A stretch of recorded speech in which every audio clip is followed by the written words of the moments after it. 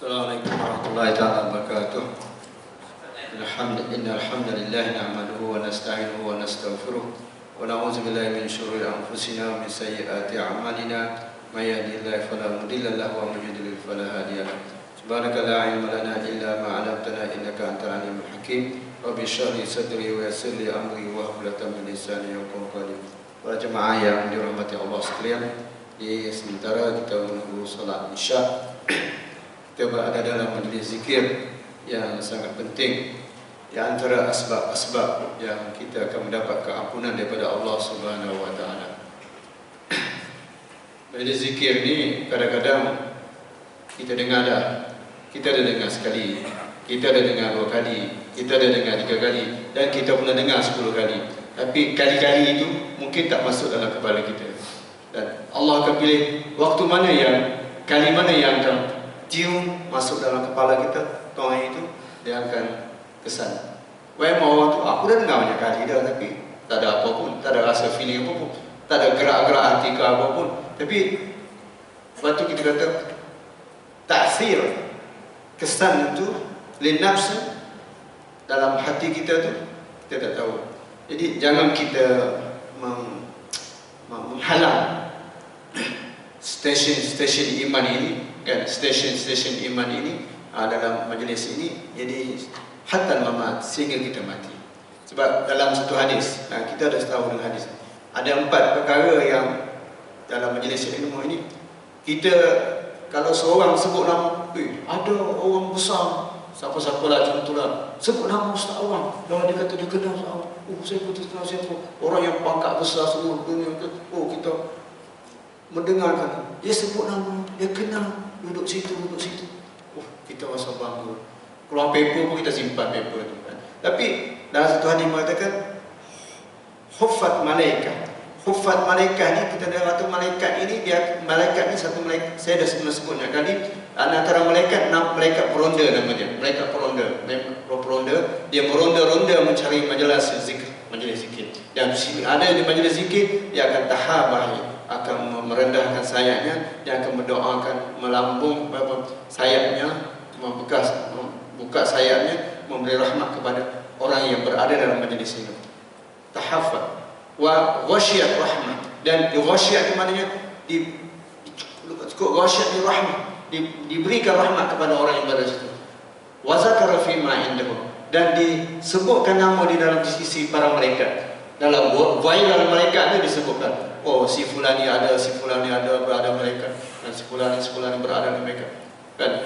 Adakah, dan di akhir pertemuan itu malaikat berkata, qumu maghfurun lakum, berilah kamu dalam keadaan kamu diampunkan dosa. Itu kesannya.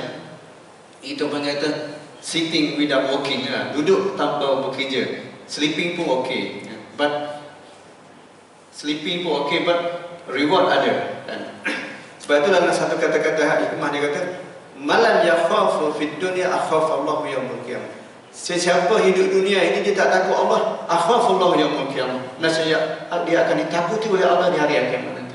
Kat dunia juga dia tak takut Allah, tapi yaumul akhirah, di hari akhirat nanti akhafa Allah. Kau akan ditakutkan oleh Allah. Once you masuk sakratul maut, dia kena ada. Apatah lagi dalam kubur, apatah lagi nak pergi di akhirat. Sebab tu dia tak nak pergi akhirat. Tak sedang, tak sedang akhirat, tak sedang pergi akhirat.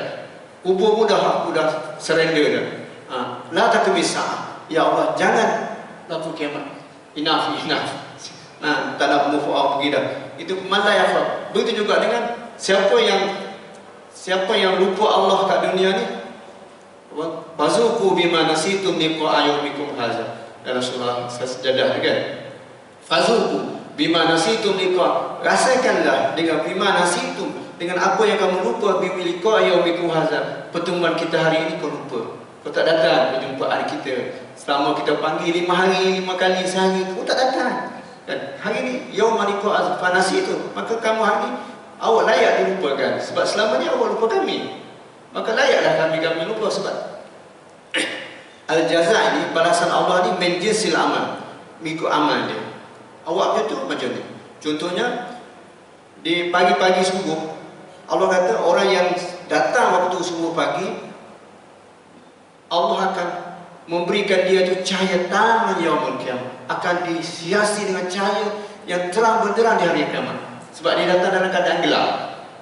Dalam keadaan gelap subuh tu dengan cahaya yang macam datang, maka Allah balas dia tu dengan cahaya di akhirat nanti. Kat kubur kena cahaya. Dan duduk dalam kubur, pihak kubur pun satu hal tak sediakan elektrik dalam kubur. Satu hal kan, macam mana dia duduk tak provide apa panggil cahaya dalam tu kan. Di mahsyar kan, sebab mahsyar ini saya nak mukadimah sikit. Mahsyar ini, untuk melalui mahsyar ini, setiap orang itu diberi peruntukan cahaya.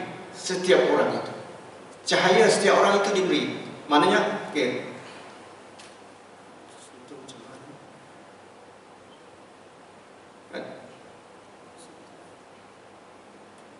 Saya contohnya, saya tak ada. Maknanya cahaya itu, kadar amalan itu sendiri untuk melalui sirat yang di bawahnya gelap. Api tapi gelap. Api gelap. Api tapi gelap. Sepatutnya api cerah, boleh nampak, tapi api gelap. Sauda, macam api yang gelap sangat ni dia tak nampak ni. Sampai tu. Maka ada yang diberi cahaya benderang, boleh nampak dah langkah dah.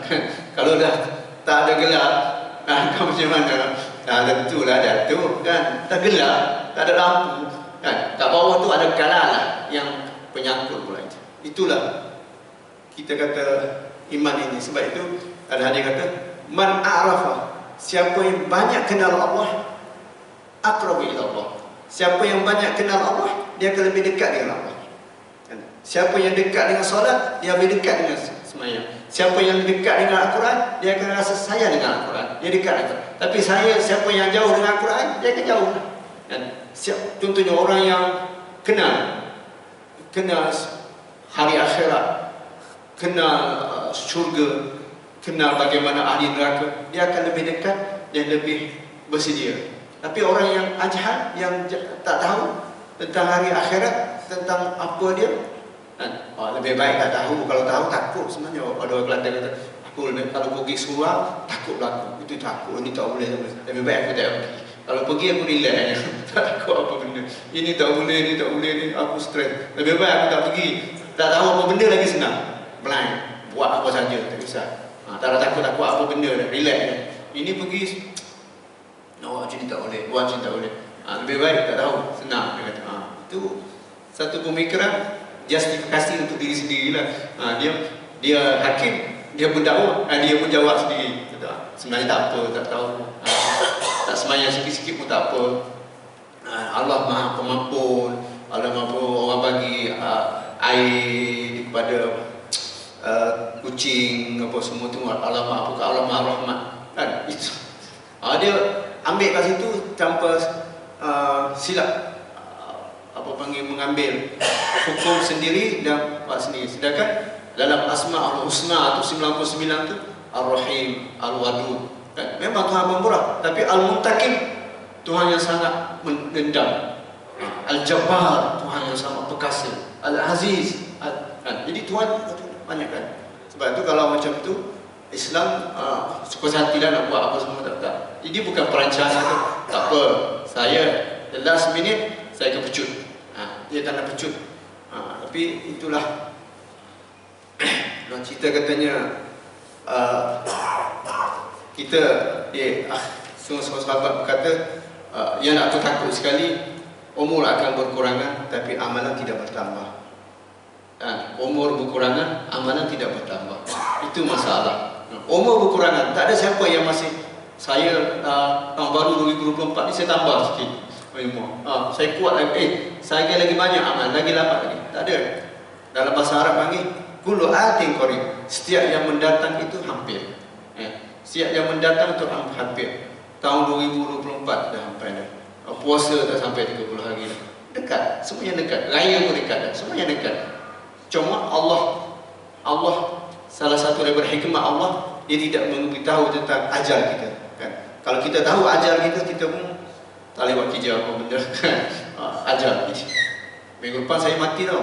Tak boleh buat apa sebab buat kerja. Jadi tapi Allah ni persiaan. Dan di antara hikmah Allah juga, amalan kita tahu sebanyak mana yang tersimpan dalam perbendaraan pahala, dan banyak mana disimpan dalam perbendaraan dosa. Tak tahu. Sebab itu semua tu yang pentingnya ialah istighfar. Ada 4 perkara yang boleh menyucikan kita sebenarnya daripada dosa. Sebenarnya 4 perkara, dari katakan 4 sungai yang boleh menyucikan kita semua. Pertama, bertaubat kepada Allah Subhanahu Wa Taala dengan sebenar. Tubu ila Allah taubatan nasuha. Itu boleh selesaikan amalan. Banyak-banyak dosa banyak mana pun, selagi tidak syirik.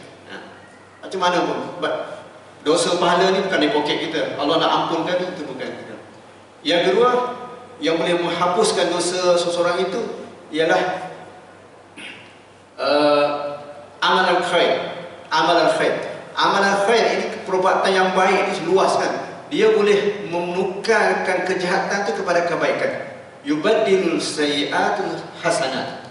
Di mana datangnya pahala ni? Aku tak buat pun, tapi ada keluar daripada engkau. Sebab itu hasanah-hasanah yang dia buat, kebaikan-kebaikan tu, ia boleh menghapuskan dosa-dosa yang tu. Yang ketiga, masaibul mukafarah. Kesulitan hidup itu yang boleh kafarah, yang boleh menghapuskan dosa-dosa seorang itu. Contohnya seorang tu dia diuji dengan berbagai-bagai uji, dengan sakit, dengan apa. Kita tengok orang sakit, kita kata kesian ke dia. Sebenarnya bukan dia yang kesian, kita yang kesiannya.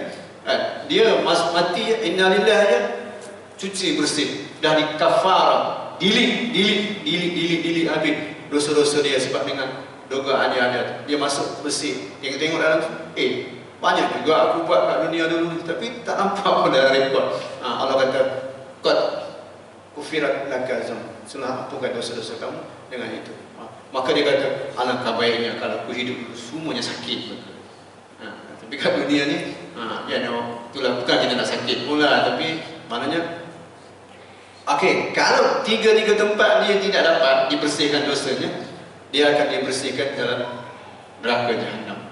Dibersihkan jugalah, tapi masuk neraka. Dibersihkan kadar amalan dia yang ditentukan tu. Maknanya dah pusing-pusing macam mana pun tak lulus juga, termasuk juga kan. Kita kata Allah Maha Rahmat, Nabi pun Maha Rahmat, suci sampai orang ni tak boleh selamatkan, dia teruklah, tak boleh nak tolong dia, siapa nak tolong dah, tak boleh, kena masuk juga. Itu kira bukan kata senang-senang dah. Sebab tu kita dalam umat Islam kita ni, sebenarnya kita jangan rasa rendah hati, rasa sedih. Ya Allah, surga ni susah.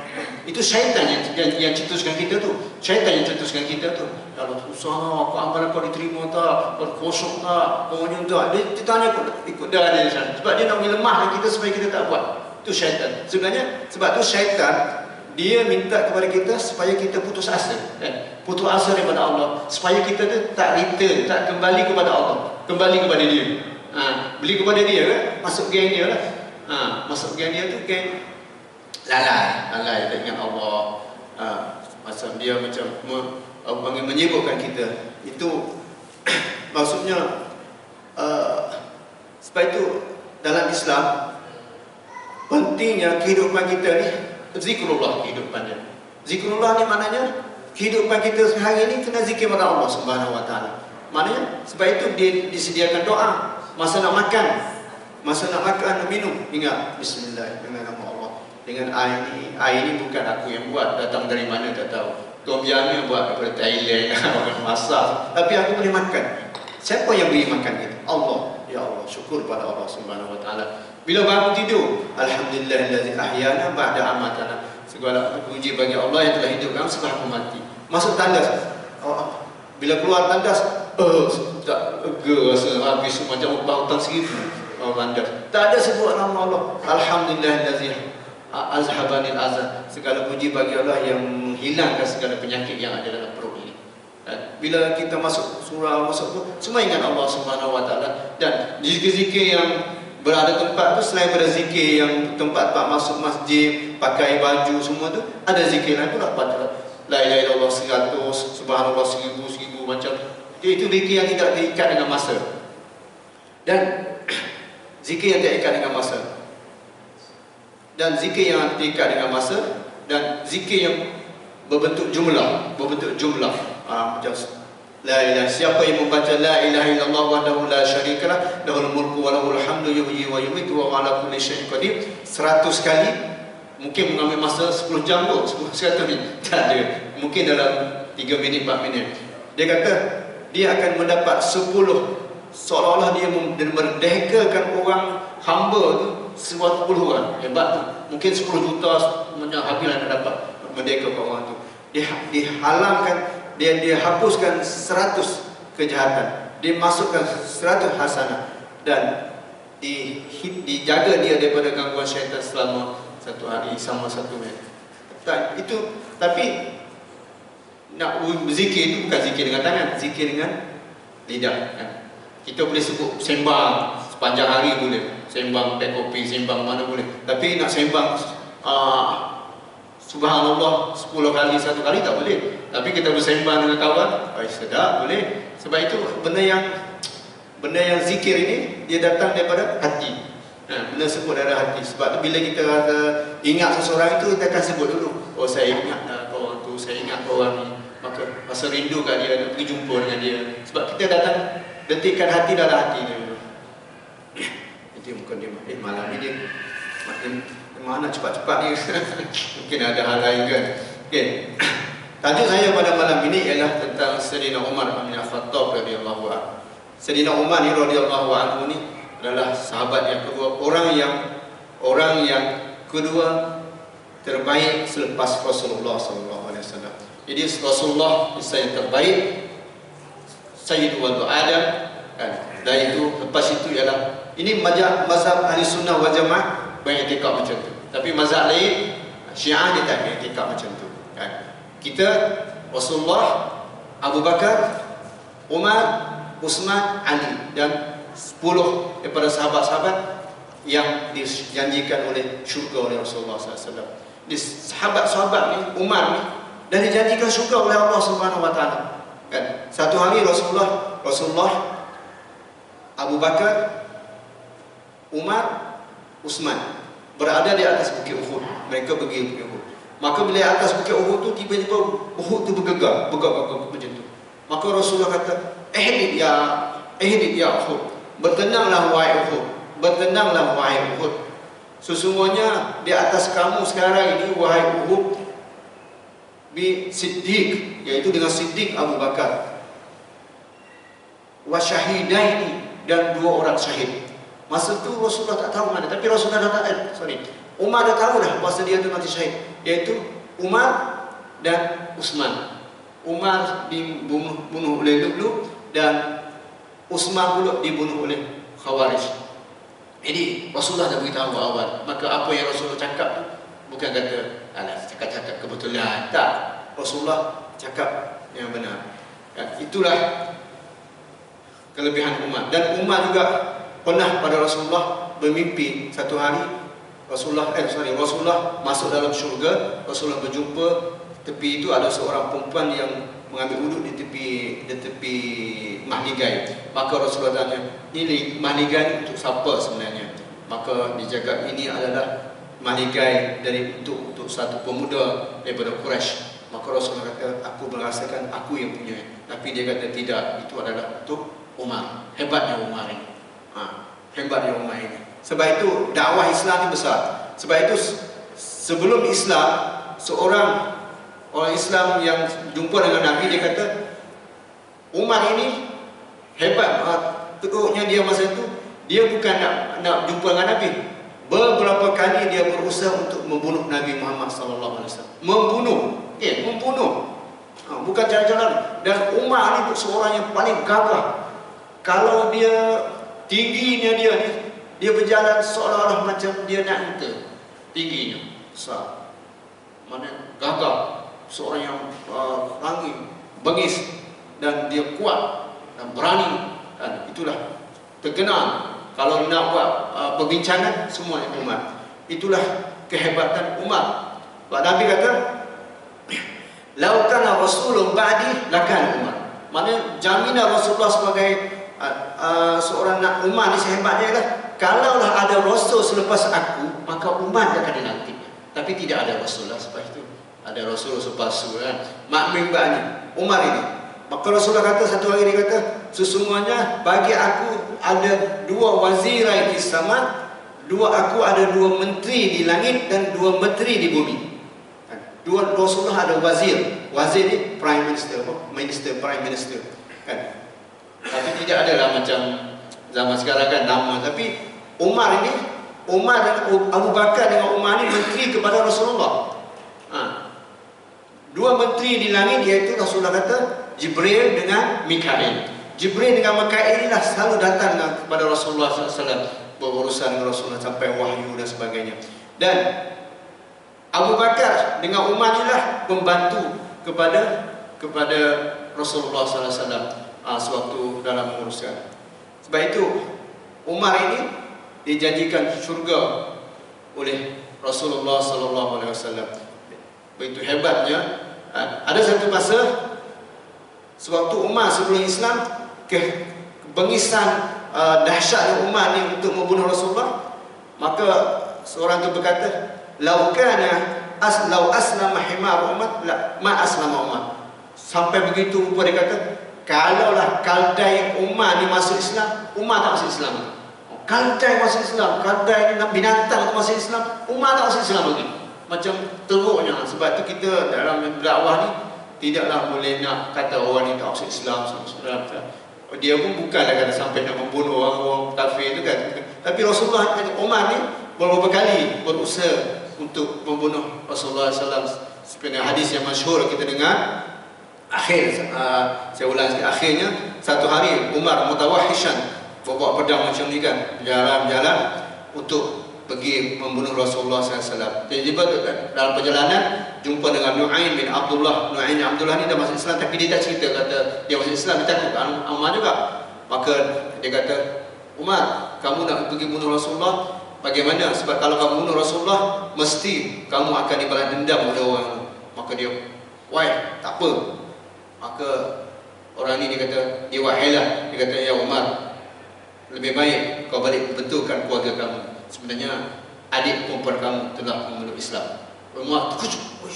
Macam tu dia pun bawa pergi ke rumah isteri adik dia, nama dia Fatimah bin Khattab. Fatimah bin Khattab ni berkahwin dengan Sa'id bin Zaid. Sa'id bin Zaid ni salah seorang daripada yang dijanjikan syurga. Jadi adik ipar dia.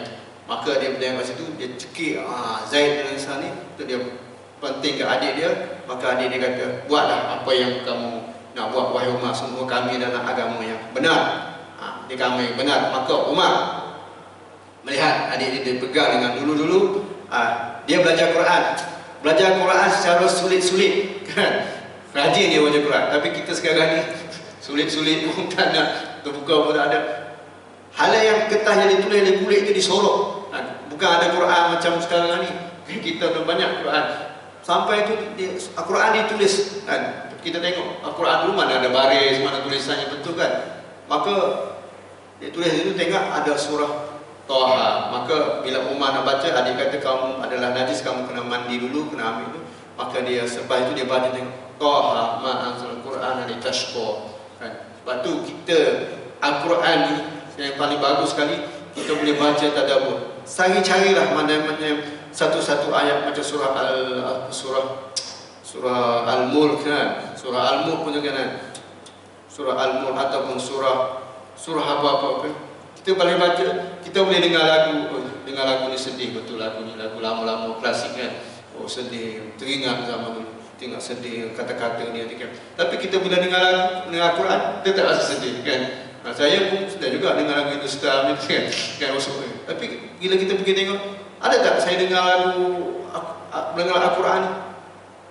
Al-Qari'atun faman ya'mal mithqala dzarratin khairan yara wa man ya'mal mithqala dzarratin syarran yara. Itu mudah kita tahu. Faman ya'mal mithqala dzarratin khairan yara. Sesiapa yang amal mithqala dzarratin, sebiji kecil satu habuk macam tu, khairan yara, akan didapat. Wa man ya'mal mithqala dzarratin syarran. Siapa yang beramal dengan kejahatan, syarran yara, akan didapat, akan dibentangkan, akan divideo, akan. Jadi Bila kita dengar, ya Allah, sedih betul ayat ni baca, ya Allah, menakutkan. Saya baca tengok ayat Quran menakutkan. Sebab kita ada feeling lagi. Sebab itu ada feeling. Sebab itu bila kita baca Yasin, baca surah Sejadah, baca apa semua kan, kita akan rasa senang hati. Jadi kita kena cuba cari satu ayat. Contohnya kita kata dalam surah Al-Alaq, alam ya'lam bi anna Allah yara. Cukup ayat tu dah untuk menyelesaikan masalah dunia ni. Satu ayat tu je. Alam ya'lam bi anna Allah yara. Adakah kamu tahu sesungguhnya Allah Maha melihat kamu? Alam ya'lam bi anna Allah yara. Adakah kamu tahu bahwasanya Allah Maha melihat? Cukuplah, nak buat apa lagi dah? Kalau Allah melihat, kau lagi suruh ke mana? Tak bawa bank atas bank ke mana? Sebab itu ada Hasan Basri berkata, pemuda dia kata dia nak buat jahat, nak melakukan jahat, macam nak berzina lah. Maka dia kata kamu jawablah di keempat soalan ni. Boleh kamu pergi buat projek di satu tempat yang Allah tak nampak. Mana tempat? Ataupun kamu pergi buat satu kerjaan kamu tu di tempat bukan milik Allah.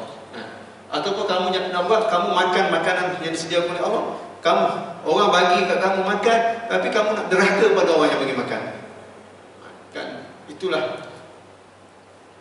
Maknanya begitu Umar tu membaca surah Taha tu, dia akan terasa dalam dia orang Arab kan, dia boleh faham. Kita pun kena usaha lah, kena usaha bincang. Allahus Samad, Allah tempat bergantung. Lam yalid wa lam yulad wa lam yakul lahu kufuwan ahad. Ara'aital ladzi yukadzibu biddin fazalikal ladzi yad'u ila. Kita boleh hafal ke ayat itu macam surah surah Al-Insan, surah As-Sajdah, apa semua tu kita baca. Ada surah Al-Mulk, awalam yarau qalu law kunna nasma'u aw naqilu ma kunna fi ashabis sa'ir. Kita baca tu kita akan merintis amatan. Itulah hakikat Al-Quran yang nak kepada kita. Okey, Sayyidina Umar Al-Khattab ini sewaktu dia dilantik menjadi khalifah selepas kematian Abu Bakar di tahun yang ke-13 Hijrah. 13 Hijrah. Nak cerita katanya kehebatan pada zaman Sayyidina Umar ini, dia boleh buka bandar-bandar besar hampir 1036 kota masa Sayyidina Umar. Maknanya Syam, Palestin, Mesir, Iraq, Syria, semuanya di bawah Rom dan Parsi, semuanya dibuka oleh pada zaman Sayyidina Umar bin Khattab radhiyallahu anhu. Kita lihat, maknanya dalam hadis kata, alaikum bisunnati wa sunnati khulafa ar-rasyidin. Rasulullah kata, kamu ni sesungguhnya usikum bi taqwallah. Sesungguhnya Rasulullah kata, aku berwasiat kepada takut pada Allah. Wasam'u wa ta'ah, mendengar dan taat. Wa in kana abdan habasyian, walaupun ketua kamu tu orang hitam bergam pun kamu taat. Fa innahu may ya'shi minkum min ba'di. Sesungguhnya sesiapa yang hidup minkum selepas ba'di daripada aku, fasayara ikhtilafan katsira, kamu akan jumpa perbezaan, perkhilafan yang banyak. Itu kata ini tak boleh, ini banyak ikhtilafan katsiran, banyak sekarang kita buat sampai orang tu confuse, aku ni macam mana nak buat ini, tak boleh. Maka dia tak pergi dengan ilmu, tapi Rasulullah kata macam ni tak kira kumpulan mana-mana pun, maka kita kena buat hadis yang sahih ni. Fa alaikum bi sunnati, maka kamu kena ikut sunnah Rasulullah. Wa sunnatul khulafa ar-rasyidin, dan sunnah khulafa ar-rasyidin al-mahdiyyin, iaitu yang 4, Abu Bakar, Umar, Uthman, Ali dan sahabat-sahabat lain lagi lah. Tapi dekat sini dia kata tamassaku biha, kamu pegang dengan dia, wa'addu biha, dan kamu genggam dia bin nawajis, dengan gerham. Mana kamu, kalau kita nak makan satu benda, kita taruh kat sini, kita ikat, kita gigit dengan gerham kita, maka kita tarik kita pucuk. Macam begitulah ikut nazim. Maka Rasulullah kata, perkara-perkara di akhir zaman ni kena balik kepada sunnah Rasulullah SAW. Kita tengok pada sahabat-sahabat yang, maka kita tidak akan pergi kepada tempat lain lah. Maka Sayyidina Umar sewaktu menjadi khalifah,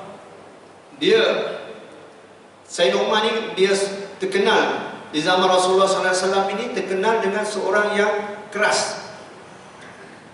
Sehingga kepada zaman Rasulullah adalah mengambil pendekatan sangat lembut dalam pentadbiran, Tapi Umar ini dia kata, aku zaman Rasulullah dulu, aku berada dengan Rasulullah dalam keadaan tindakan yang lembut, aku dalam keadaan yang tegas. Sebab dia antara tegas dengan lembut ni dia kena ada dua-dua.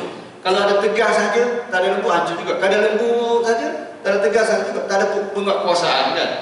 Penguatkuasaan tak ada, bebas saja, makin banyak lah. Tapi kalau berkuasaan saja, maka itulah Umar dia kata, di zaman Rasulullah, aku sebagai menteri kepada Rasulullah, aku nampak macam tegas sehingga orang takut dengan Umar. Semua orang takut. Kalau Abu Bakar, orang yang lembut, lemah lembut, sampai orang jumpa Abu Bakar semua bakar berpeluk. Tapi kalau jumpa Umar, nampak Umar saja. Sehingga kalau Rasulullah kata, laukan syaitan pun takut pada Umar. Salahkan. Kalau kat sini dia akan pergi lorong lain. Sebab itu kehebatan Sayyidina Umar Al-Khattab radhiyallahu anhu. Dan Sayyidina Umar ni kita kata dalam 10 tahun pemerintahannya ni memang cukup. Seorang, kalaulah kita sekarang ni mentadbir macam Sayyidina Umar ni, Sayyidina Umar kata apa? Sesungguhnya aku ni hati keras, tetapi aku lemah kalau kamu tolong. Dan aku ni bakhil, kedekut, maka kamu nak tolong aku. Maka sesungguhnya Allah menolong, Allah memuji aku dan memuji kamu semua. Selepas daripada sahibai di atas dua orang sahabat itu, iaitu dua orang itu, iaitu Rasulullah dan Abu Bakar. Aku berada sepanjang Allah yang surni. Sesungguhnya aku ni tegas, tetapi tegasan aku itu sekarang sudah berkurangan. Maka tapi tegasan aku ni berkurangan kepada orang mukmin yang baik. Tetapi kalau orang yang menzalim, Abu Bakar, Sayyidina Umar kata, kalau dah seseorang tu zalim, aku akan meletakkan pipi orang zalim tu ke tanah. Dia akan letak pipi ke tanah orang tu, dan aku akan pijak satu lagi atas tanah ini, atas pipi dia. Aku tak akan bagi can kepada siapa. Ingatlah, dia kata, sungguh pintu kejayaan sebuah negara itu adalah keadilan. Kalau tak adil, susah. Maka walaupun keluarga Umar Khattab pun buat salah, lepas tu aku akan ambil tindakan. Dan akhirnya Sayyidina Umar kata, sesungguhnya dia minta dalam kehidupan negara yang kaya itu hanya 2 dirham saja satu hari. Satu dirham untuk makan pagi, 1 dirham untuk makan malam. Itu saja. Dan Abu Bakar kata, Umar mempunyai 2 baju saja. Presiden yang daripada Syria, Mesir, Iran, Palestin, semua Kelantan, macam-macam semua tu, hanya ada 2 baju. Satu baju nipis untuk winter, satu baju lagi untuk summer. Itu 2 baju saja. Dan hanya 2 dirham sebulan gaji. Sebab itulah Sayyidina Umar hebat. Kalau macam ni, kira kan. Dan tidak ada. Dan Sayyidina Umar kata, sesungguhnya aku dapat tahu bahawasanya kamu takut dengan aku, pemerintahan aku ini. Sesungguhnya tidak. Aku sezaman sama Rasulullah, aku membantu Rasulullah sehingga Rasulullah reda dengan aku. Dan semasa Abu Bakar juga, dia reda dengan aku sebagai penasihat dan menteri kepada Abu Bakar, sehingga Abu Bakar reda. Dan Abu Bakar sebelum wafat dia minta kepada Uthman, Sayyidina Uthman radhiyallahu anhu, supaya datang menulis wasiat dan melantikkan Umar, melantik Umar sebagai khalifah. Jadi Umar ada. Dan Umar lah yang pertama menggunakan kalimah Amirul Mukminin. Sebab tu Rasulullah kata, ya Umar, kami nak panggil apa? Sebab Abu Bakar dinamakan Khalifah Abu Bakar. Maka kalaulah panggil Khalifah, Khalifah Abu Bakar nama Khalifatul Rasulullah. Khalifah ni maknanya pengganti Rasulullah.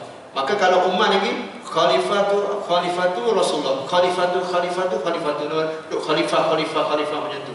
Maka Umar kata, Umar ni seorang yang paling bijak, abqariyah, memang excellent dari segi pemikiran dia, pembangunan pentadbiran kan. Sebab tu kita tengok dia buat dia menghantar ke tentera 30,000 orang, hantar ke berpaspadan untuk jaga dan membuat talukan dan sebagainya.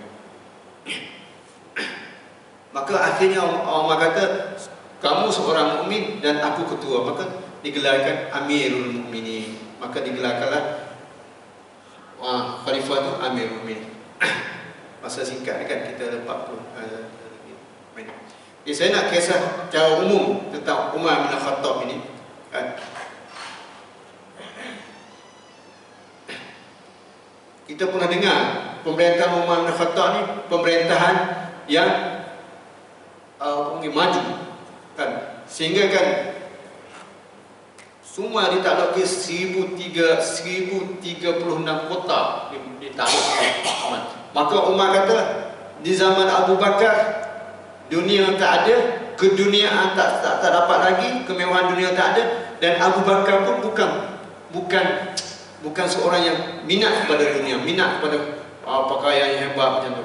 Maka apabila sampai masa Sayyidina Umar, dunia dah banyak, dunia banyak, tapi aku tak suka dunia. Aku tak suka dunia. Sebab itu Umar kata, zuhudnya Umar ini sewaktu Ramadan, satu masa ada kemarau yang banyak, kering kontang di Madinah, maka Umar bersumpah dia tidak akan minum susu. Dia hanya makan roti dengan minyak zaitun saja, dan dibuat kemah di luar. Bayangkan semasa Covid macam mana pemerintahan, macam itulah Umar tegas dalam pemerintahannya. Kita lihat bahasanya Sayyidina Umar ni dia banyak membuat membuat perancangan-perancangan dan sebagainya. Umar sentiasa merayau di waktu malam. Kita tahu merayau di waktu malam sehingga dia jumpa orang yang kelaparan. Satu masa, kisah yang bagus juga, satu masa Sayyidina Umar pergi merayau, dia jumpa seorang wanita duk merayu-rayu, wahai kekasihku, aku rindu kepada kamu, dah lama aku tak jumpa dengan kamu, macam mana kan, macam itulah, aku sangat rindu pada kamu, baliklah kau wahai saudara, wahai cinta, macam itulah perempuan dengan rintihan macam tu. Maka selepas itu Umar pergi tanya perempuan tu, kenapa kau cakap macam ni, kenapa kau bercakap macam ni sampai seolah ini.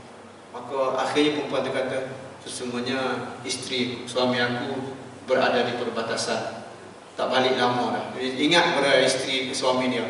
Maka lama-lama dah dia lebih 4 bulan dah tak pergi. Maka Umar balik jumpa anak dia Hafsah isteri Rasulullah, tanya. Dia kata, perempuan kalau berpisah dengan suami macam mana sabar boleh bertahan? Dia kata dalam 4 bulan. Maka Umar pun terus buat ketetapan bahwasanya tentera askar yang dihantar di perbatasan tu mesti balik. Maka khas untuk perempuan ni dihantar, zaman dulu walaupun tidak ada postman, tapi Umar dah bijak buat postman. Jadi Umar pilih di antara, macam kata daripada sini pergi ke Pahang, ada satu kuda yang besar, laju sampai Pahang ni seorang Paris, orang yang naik kuda yang mahir pula pergi sampai sana mana laju beratus-ratusan, mana bila sampai dekat satu tempat orang itu tukar mana, orang lain pula pergi, itu maknanya postman di zaman dulu itu. Masa boleh dapat sampai ke perbatasan, jumpa orang lelaki tu, suami tu, kau balik sekarang, khas untuk orang tu untuk menyantuni isteri yang merayu kepada Umar tadi. Dia kata yalah, aku nak tahu siapa, beritahu siapa. Kalau beritahu Umar pun Umar tak ambil tindakan. Sedangkan yang dicakap itu dah dengan Umar ambil tindakan. Satu masa hebatnya Umar ini, anak dia membela unta, tapi dia bela-bela unta, lepas tu dia pergi jual kat pasar. Bila dia jual kat pasar, dia khalifah, lepas tu orang akan pilih lah anak dia jual. Sebab tu bila Umar pergi tengok, Umar kata, ini unta siapa ni? Unta Abdullah bin Umar. Kenapa? Umar balik jumpa, dia kata, dia suruh jual unta itu, dia ambil duit itu dah hantar balik ke Baitul Mal. Umar kata tak ada. Abdullah bin Umar tak buat salah apa pun, dia berniaga secara biasa, tapi menggunakan khalifah, nama ayah dia itu, nampak itu akan menimbulkan tidak keadilan. Sebab itulah Umar sangat betul. Satu masa Umar mikul barang ke atas nak bagi hantar kepada orang miskin, maka pekerja dia kata, biar aku pikul barang-barang ni. Umar kata, kau nak pikul dosa aku, sebenarnya ini tanggungjawab aku. Umar sampai dia kata, aku takut kalaulah seekor unta yang berada di kawasan pinggiran perbatasan yang jatuh tergelincir di atas disebabkan Umar tidak menyediakan tempat yang baik, aku takut nanti unta itu akan mendakwa. Begitulah kehebatan Sayyidina Umar bin Khattab radhiyallahu anhu. Sebab tu kita bila kita kenal mana dalam Islam ini pemerintahan dan sebagainya dah cukup lengkap dengan contoh-contoh yang baik. Jadi semoga kita cinta kepada sahabat Rasulullah SAW, orang yang paling sangat sayang kepada Nabi Muhammad SAW. Kalau Nabi yang ba'di lakana Umar, kalaulah ada Nabi selepas aku, Nabi Muhammad kata, maka pastilah Umar akan dipilihnya. Sebab kehebatan dan Umar ini, kata-kata dia itu ada, kata-kata Umar dan keputusan Umar ini banyak disokong oleh ayat-ayat Al-Quran. Selepas itu akan diturun ayat Al-Quran selari dengan apa yang dicakap oleh Umar. Jadi saya mohon maafan dalam masa yang singkat ini. Aku qauli hadza, astaghfirullahalazim. Assalamualaikum warahmatullahi wabarakatuh.